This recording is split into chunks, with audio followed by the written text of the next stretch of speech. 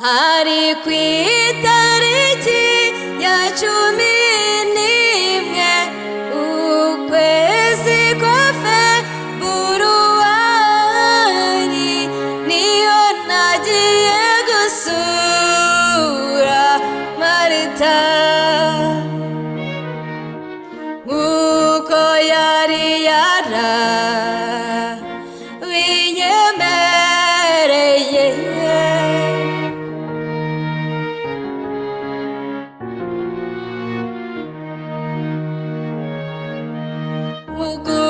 Guhaguruka sinagiye njyenyine, naherekejwe n'inshuti yanjye Kaberuka, kuko ntacyo nigeraga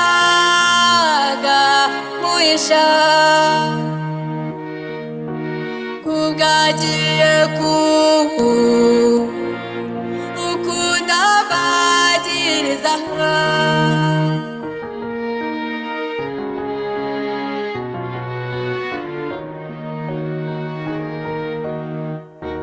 uko inzira twayiriraga kuyimara, niko nagendaga muratira Marita, twaruhutse tugeze kuri Kano,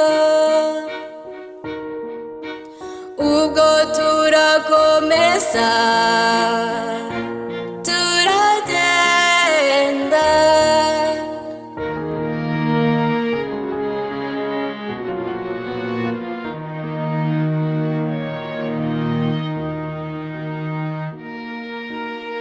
Twasanze yadutegereje ku irembo, kuko nawe urukumbuzi rwari rwose. Mentola Music.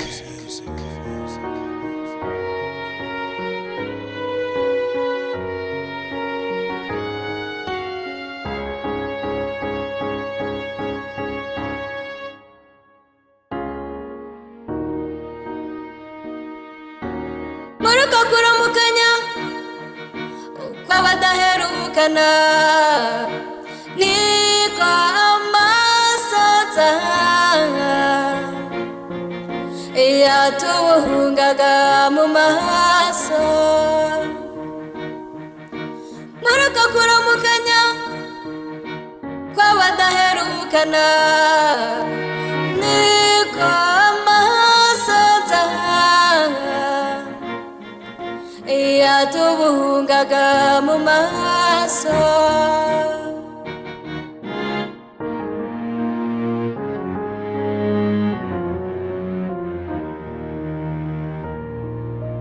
Nyamara ibyo byishimo ntibyatinze, kuko ibyo nabonaga byambereye urujijo. Inseko nziza sinjye yabwaga, indoro nziza sinjye yarebwaga, byose byahabwaga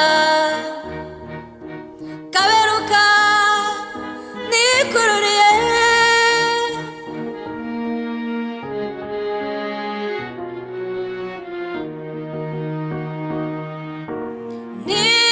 Ntibyatinze numva inkuru y'incamugongo ko Kaberuka yivuganye Marita,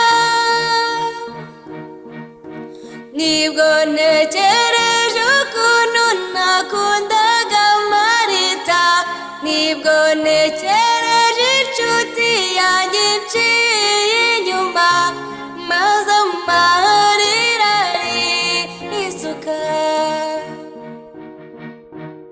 Uwo mwana nagende